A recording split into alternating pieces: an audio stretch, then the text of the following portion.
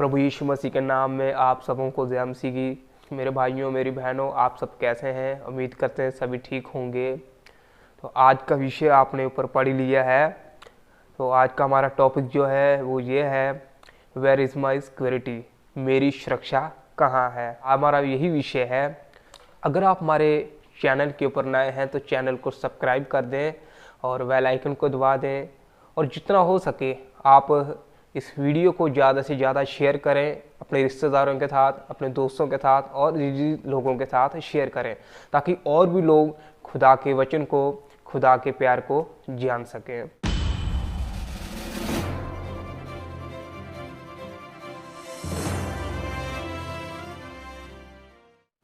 जिस प्रकार आज आपने टॉपिक पढ़ लिया है कि मेरी सुरक्षा कहाँ पर है, क्या आप सुरक्षा के लिए दौड़ रहे हैं? जी, आकाश के नीचे, धरती के ऊपर हर एक व्यक्ति जो पाया जाता है, विश्व का हर एक व्यक्ति, वो अपनी सुरक्षा के लिए आज क्या है, दौड़ रहा है। तो हर एक व्यक्ति जो है आकाश के नीचे का रहने वाला, वो अपनी सुरक्षा के लिए हर एक चीज, हर एक कदम आजमा रहा है। हर एक व्यक्ति यही आज चाहता है कि मुझे सुरक्षा चाहिए, लेकिन वो मिलेगी कैसे, और मैं सुरक्षा मुझे कहाँ से मिलेगी, कैसे मिलेगी, इसके लिए व्यक्ति जो है सभी तरीके आजमाने में लगा हुआ है। लेकिन क्या आप नहीं जानते कि चीनी कोरोना वायरस दुनिया भर में फैल रहा है? हम फिर धोखा खा गए हैं। मेरे भाइयों, अभी बहुत कुछ आना बाकी है। ये सब बातें जो हैं पीड़ाओं का आरंभ होंगी। जिस प्रकार बाइबल के अंदर लिखा होगा मत्ती रचित समाचार 24 के अंदर, ये सब बातें क्या है, पीड़ाओं का आरंभ होंगी। लेकिन जरा रुकिए, मैं आपसे ये कहना चाहता हूँ, आप ध्यान से सुनिए और ध्यान दें थोड़ा कि अभी भी संसार के अंदर ये अकाल, ये युद्ध, ये महामारियाँ, संक्रामक रोग और ये सब बढ़ेगा और ये सब कुछ और आएगा। ये ऐसा इसलिए नहीं है कि सर्वशक्तिमान परमेश्वर अपने लोगों से प्यार नहीं करता है, लेकिन लोग जो है वो शैतान उसके विकल्प को क्या करते हैं, चुनते हैं। तुम कहते हो हम सब फिर धोखा खा गए हैं। तुम किस धोखे की बात कर रहे हो? क्या ये कि कोरोना की वजह से या दुश्मन की धमकियों के कारण है? मेरे भाइयों, ये धोखा कुछ भी नहीं है, लेकिन शैतान द्वारा सदा के लिए धोखा नहीं दिया जाना चाहिए। ठीक है ना? आप अपनी जिंदगी में, अपने जीवन में अच्छी तरह से जांच करें कि आप किस पर विश्वास करते हैं। ठीक है ना? जो आपको बचाएगा, जो नरक में अनंत काल तक आपकी निंदा करेगा। ठीक है ना? इसलिए बाइबल के अंदर लिखा हुआ है, प्रभु यीशु मसीह ने कहा, सब परिश्रम करने वाले लोगों, तुम मेरे पास आओ, मैं तुम्हें विश्राम दूंगा। मोक्ष केवल एकमात्र मार्ग है। सभी सड़कें जो हैं वो आपको अपने घर में नहीं लेकर के जाएंगी। जो कोई भय के शब्दों से भागेगा वह गड्ढे में गिरेगा, जो गड्ढे में से निकलेगा वह फंदे में फंसेगा, क्योंकि आकाश के झरोखे जो हैं वो खुल जाएंगे, पृथ्वी की नींव ढोल उठेगी, पृथ्वी अत्यंत कांप्यमान हो जाएगी। ठीक है ना? किसी को भी प्रभु यीशु मसीह के अधिक ना तो अपने समाज, दोस्तों और रिश्तेदारों का डर रखें और ना ही सम्मान करें।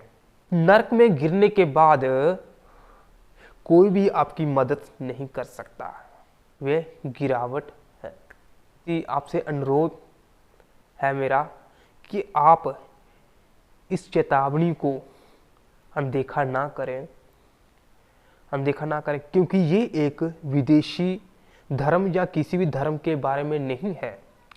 मनुष्यों के लिए एक बार मरना, उसके बाद उसका न्याय का नियुक्त है।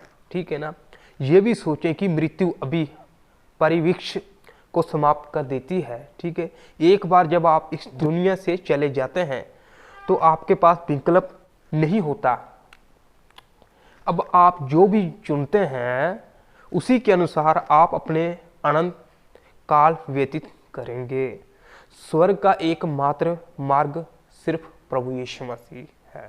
ठीक, क्या ये वह घर है जिसमें आप रहते हैं, या आपकी वाहन, या सबसे अच्छा पौष्टिक भोजन, या किसी प्रकार का मनोरंजन है?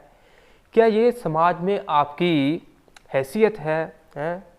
या ये बैंक का पैसा है जिसे आप अपनी सुरक्षा मानते हैं? क्या आपको अपने व्यवसाय पर ज़्यादा भरोसा है, या दुनिया में हर चीज़ों से ज़्यादा किसी इंसान पर आप? तो क्या आपने सोचा है कि आपके जीवन का हर पल किसी भी चीज़ से ज़्यादा कीमती है? इन पलों को बिताने से आपको क्या हासिल होगा? क्या आपने अपने लाभ और हानि के वास्तविकता मूल्य पर विचार किया है? बाइबल के अंदर एक शब्द लिखा हुआ है, यदि मनुष्य सारे जगत को प्राप्त कर ले और अपने प्राण की हानि उठाए तो उसे क्या लाभ होगा, या मनुष्य अपने प्राण के बदले में क्या देगा? प्रभु यीशु मसीह के द्वारा कहे गए शब्द हैं। प्रभु आपसे ये जानने के लिए कहता है कि आप मृत्यु का कारण हैं। ठीक है ना। एक शब्द और बाइबल के अंदर लिखा हुआ है, क्योंकि पाप की मजदूरी तो मौत है, परंतु परमेश्वर का वरदान हमारे प्रभु यीशु मसीह में अनंत जीवन है। वास्तव में हम प्रभु यीशु मसीह के पुनरुत्थान के द्वारा मृत्यु के बाद जीवन के बारे में जानते हैं। वे हमारे पापों के लिए मारा गया, तीसरे दिन मृतकों में से जी उठा। ये काल्पनिक नहीं है, ये ऐतिहासिक सत्य है। ठीक है, ऐतिहासिक सत्य है ये। यीशु को हमारे पापों के लिए क्यों मरना पड़ा? क्योंकि पापी मनुष्य हमारे पापों का दंड नहीं चुका सकता है। प्रभु यीशु मसीह ईश्वर है और उन्होंने मानव जाति को उद्धार के लिए अपना खून बहाया। ये सत्य आपके लिए उपयोगी है। यदि आप स्वीकार करते हैं कि आप पापी हैं और अपने पापों के निवारण के लिए प्रभु यीशु मसीह पर विश्वास करते हैं, तो आप उसके संतान बन जाते हैं। इस तरह आप अनंत जीवन प्राप्त कर सकते हैं।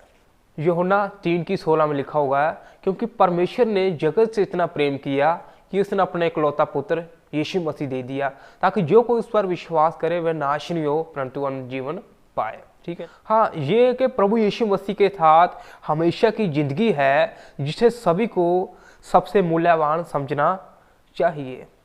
अवसर को जाने मत दो, अपने दिल को कठोर लगने मत दो। जिंदगी जो है वो 2 पल की है, मुक्ति जो है वो भी मुफ्त में है। आपको केवल परमेश्वर को अपने जीवन पर नियंत्रण करने की अनुमति देने की आवश्यकता है। केवल प्रभु यीशु मसीह के पास ही आपके जीवन का अधिकार है। उसने कहा है लूका 12:5 में, मैं तुम्हें चिताए देता हूँ कि तुम्हें किससे डरना चाहिए। घात करने के बाद जिसको नरक में डालने का अधिकार है उसी से डरो, वरन मैं तुमसे कहता हूँ उसी से डरो। उसके बाद बाइबल के अंदर लिखा होगा 2 कुरिन्थियों 5:10 कहता है, क्योंकि अवश्य है हम सब का हाल मसीह के न्याय के आसन के सामने खुल जाएगा। हर एक व्यक्ति अपने अपने भले बुरे कामों का बदला जो उसने देह के द्वारा किए हो पाए। ठीक है ना। इस जीवन में मोक्ष का आश्वासन दिया जाना है, निश्चित रूप से उन लोगों के लिए है, एक निर्णय है जो प्रभु यीशु मसीह और उद्धारकर्ता यीशु मसीह में विश्वास नहीं करते हैं। वे जल्द ही राजाओं के राजा के रूप में पृथ्वी पर आने वाला है। हम मोबाइल, इंटरनेट, टेलीविज़न के ऊपर सब कुछ सुनते हैं, सब कुछ अच्छी बातें सुनते हैं। हम एक अच्छी तकनीक की ओर आकर्षित हो रहे हैं। वो हमारे लिए वो हो रहा है, ये हो रहा है, वो हो रहा है, ये सब कुछ हो रहा है। लेकिन अगर हम बाइबल पर देखें, बाइबल के आधार पर सोचें, तो हमारी ज़िंदगी जो है एक बहुत ही खतरनाक, बहुत ही ज़्यादा खतरनाक काली रात की ओर आकर्षित होती जा रही है। मेरे प्रिय भाइयों और मेरी बहनों, मैं कोई बड़ा ज्ञानी व्यानी इंसान तो नहीं हूँ। मैं आपसे ये कहना चाहता हूँ, अगर आज भी आपने प्रभु यीशु मसीह को नहीं जाना है, तो आप मुझे अगर सुन रहे हैं तो प्लीज़ मैं आपसे ये कहना चाहता हूँ, आप एक बार प्रभु यीशु मसीह के पास आएं। और प्रार्थना करें, परमेश्वर मुझे अपना मार्ग दिखा, मुझे अपना रास्ता दिखा। मैं आपसे ये कहना चाहता हूँ, आज भी हमारे पास समय है। इस वक्त हम अपने जीवन में, अपनी ज़िंदगी में प्रभु यीशु मसीह को उद्धारकर्ता के रूप में ग्रहण कर लें। बाइबल के अंदर लिखा हुआ है, पहला यूहन्ना 1:8-9 में, यीशु के लहू में इतनी सामर्थ, इतनी ताकत है, आज भी वो हमारे पापों को क्षमा करने की शक्ति रखता है। ठीक है ना? और वो विश्वास योग्य और वो धर्मी है। यदि आज हम अपने गुनाहों को मान लेते हैं, अपनी गलतियों को मान लेते हैं, छोड़ देते हैं, तो वो आज भी हमें क्षमा करने के लिए तैयार है।